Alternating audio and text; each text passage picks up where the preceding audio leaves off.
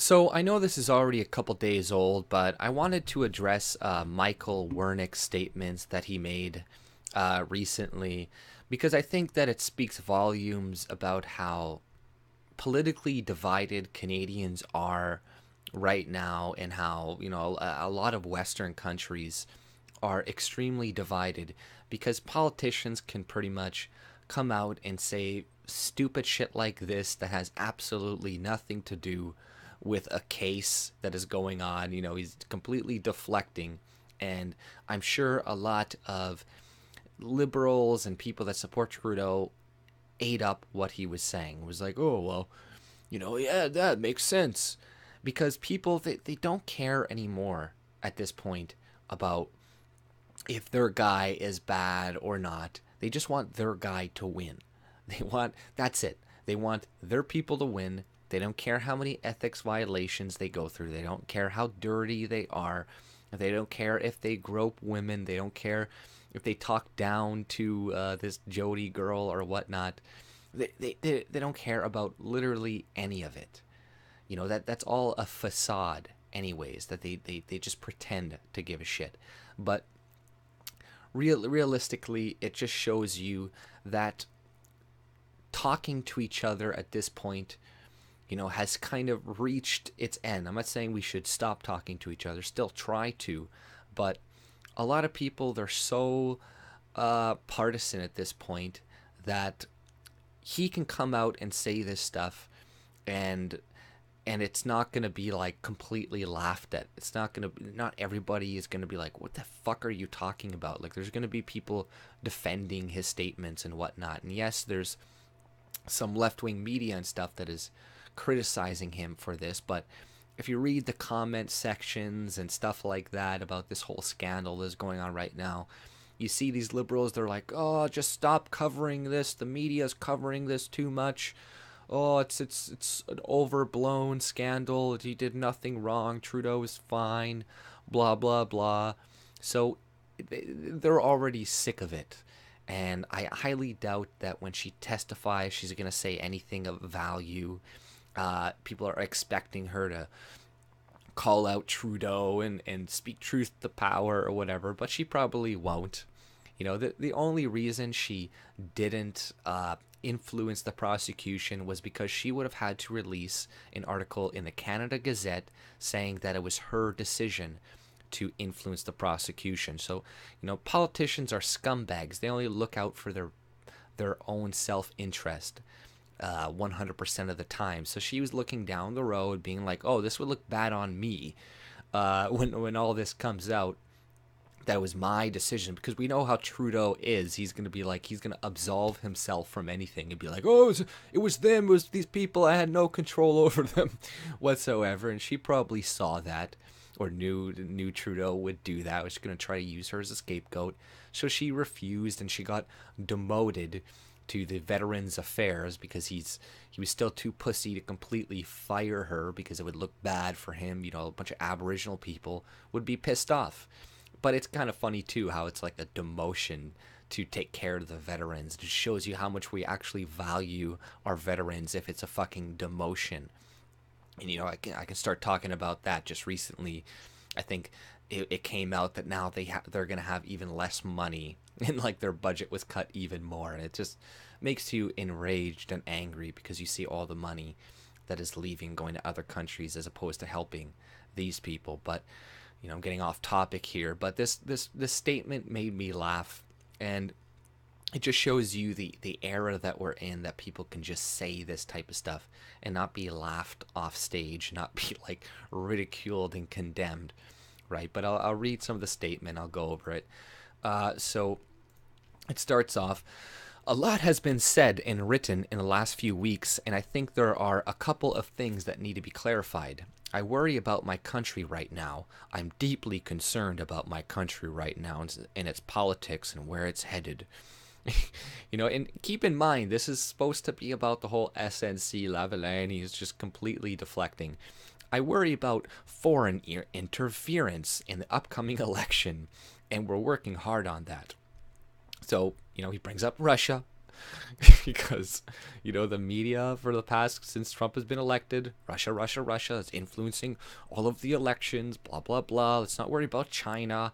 It's funny how we just kind of forgot about China now, right? But I worry about the rising tide of incitements to violence when people use terms like treason and traitor in open discourse. So now he's trying to demonize anybody who's going to start to criticize Trudeau about anything, and how, people have called him a treasonous and a traitor, which he is. But now he's going to classify this as trying to get him assassinated, which he goes into. He's like, traitor in open discourse. Oh, we shouldn't say these words in open discourse. There are the words that lead to assassination.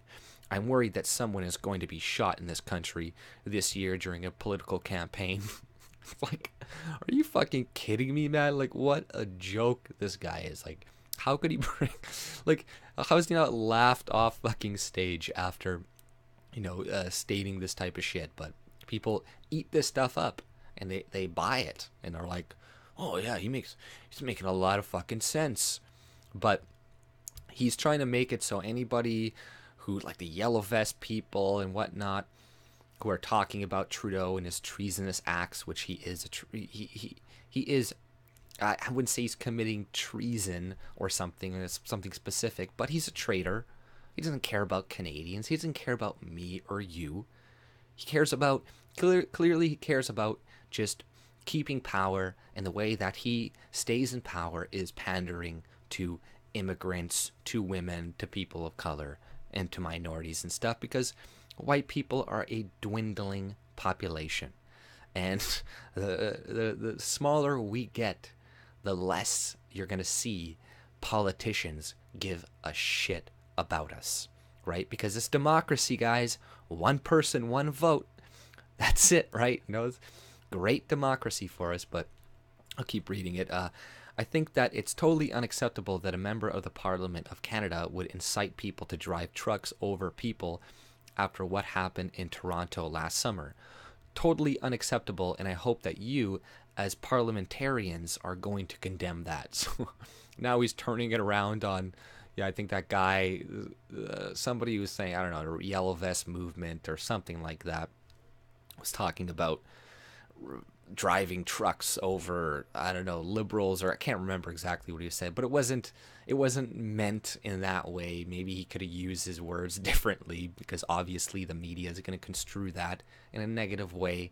But Democrats, liberals have said far worse things about right-wingers and dealing with them, and nobody says a peep about it.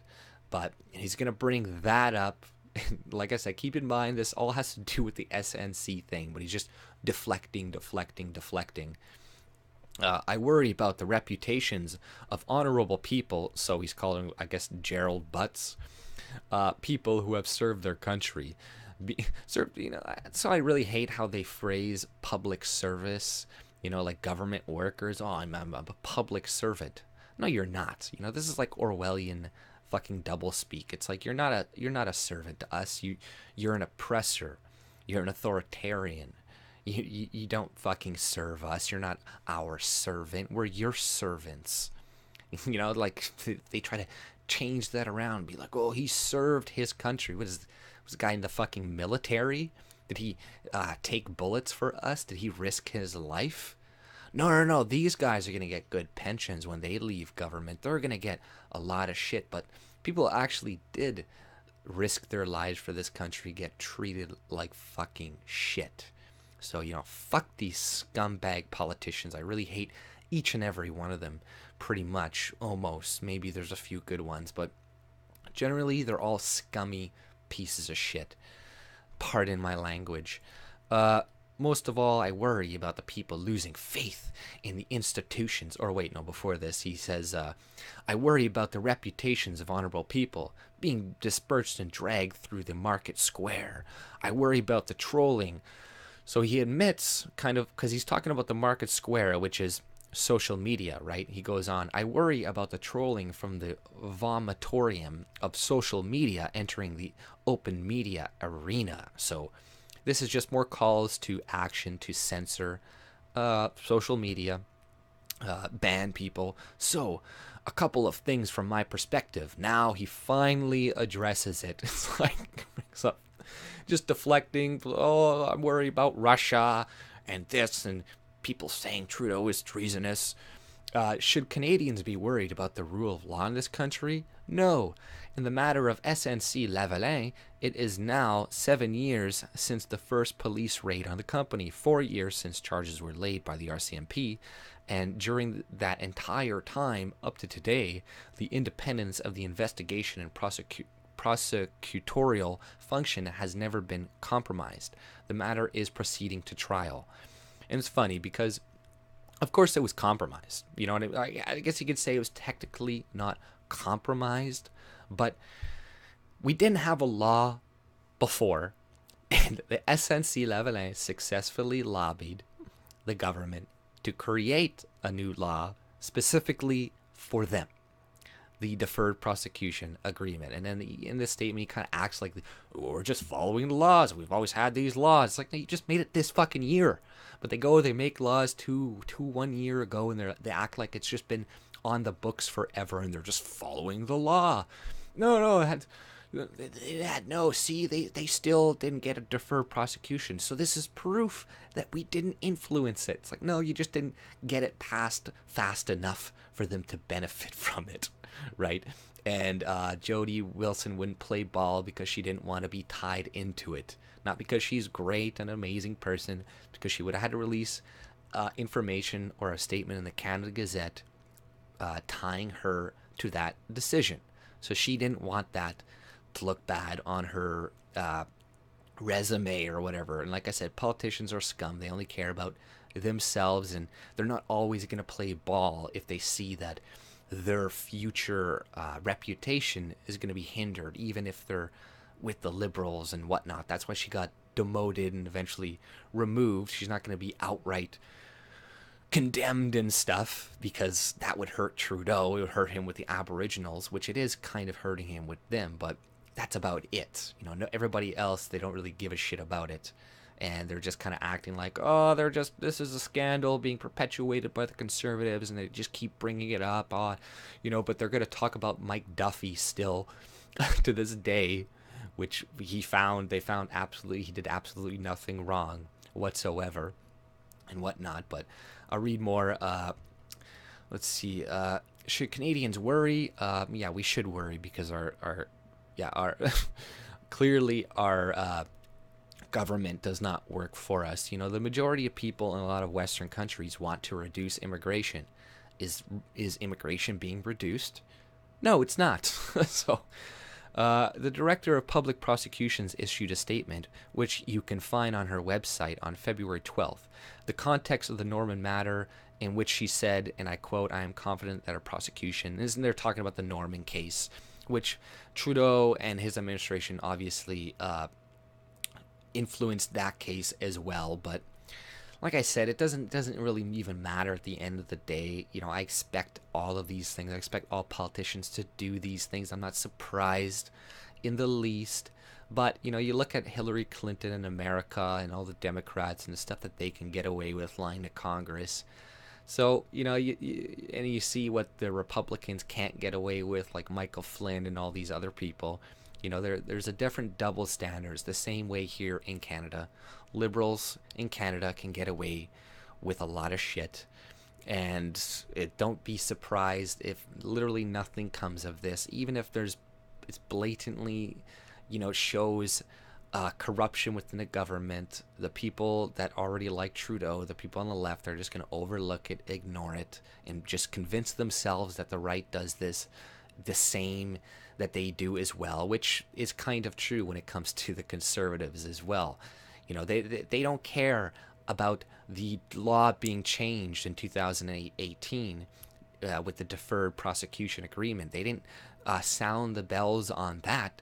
They just care about Trudeau. Did he influence this? And that's what's going to fuck them over, because already they're coming up with a narrative to be like, well, of course I kind of influenced her because I'm trying to save jobs. And, you know, the thing that they're focusing on is going to bite them in the ass, because then it's going to look like once it comes out, and then Jody testifies and doesn't sell them out, which she probably won't.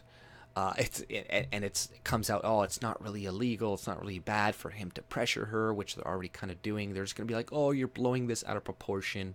It's just the conservatives, blah, blah. It's not really going to affect him too much. It's going to make the conservatives look kind of crazy and stuff, right? Especially after Raybould makes her testimony, which people are like, oh, it's going to be something big is going to happen from this. Like, don't expect anything like that. Like she's probably not going to sell them out completely or anything like that. She just didn't want her own reputation besmirched.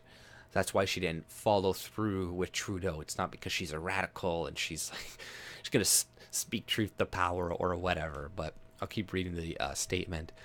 The Director of Public Prosecutions, blah, blah, blah. The only communication with the Director of Public Prosecutions about the potential use of deferred prosecution agreement, an instrument provided for by legislation, were conducted by the Minister as is appropriate in this matter. The law is that as parliamentarians created around ethics and government are demonstrably working, the prosecutor is independent. The Lobbying Act worked as intended. The Ethics Commissioner self-initiated his own process.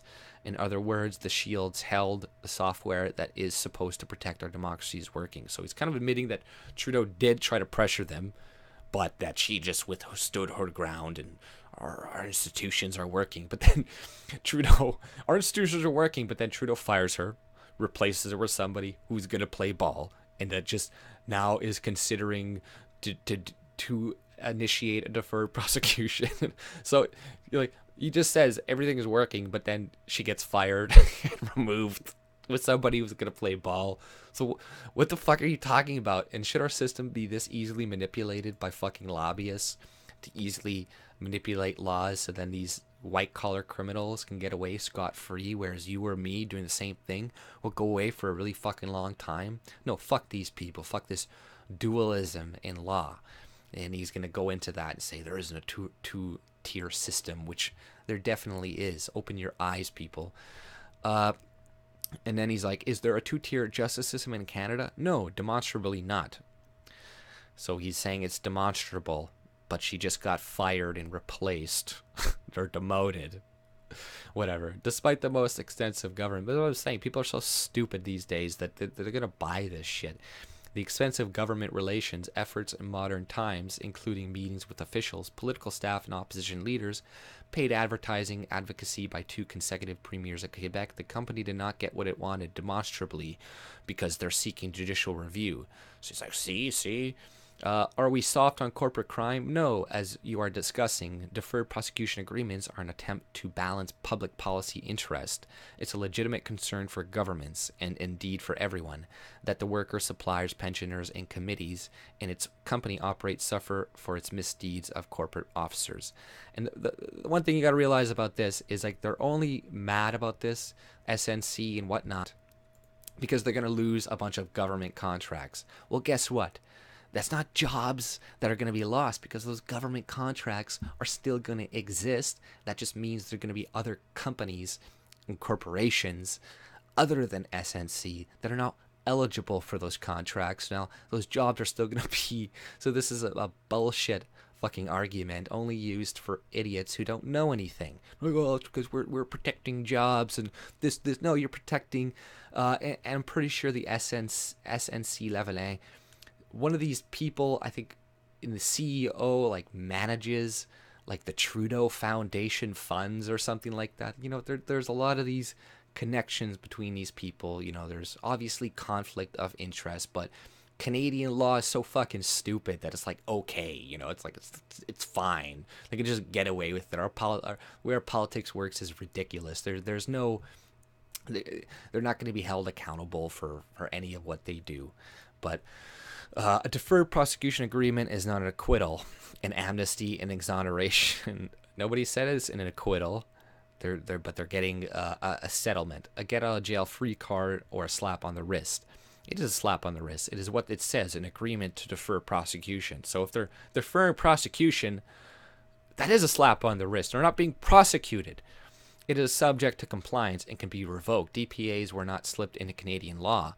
They were consultations leading up to the bill, which drew 370 participants and 75 written submissions before December 2017 deadline. And I'm sure those submissions will be available to this committee.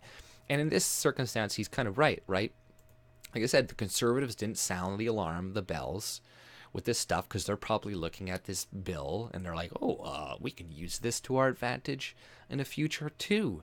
Oh, perfect. Some more crony capitalism.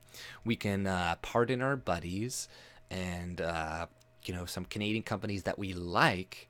So I see them arguing in favor of this. We're like, it's protecting Canadian. What are you complaining about? It's like, it's still bad, man, because it's not like every Canadian company is going to be protected. If Trudeau doesn't like you, then he's not going to give you a deferred prosecution. And that's bullshit anyways. Why should they get a deferred prosecution? Why should they be allowed to meddle in other countries' politics and bribe people and do fraud, all this stuff? No, fuck that shit. Are we going to allow our citizens to do that? What if you allow your people to do that in other countries, then you're just pretty much opening the door for them to do that to you. And then you have no moral high ground to you can't complain, you can't bitch.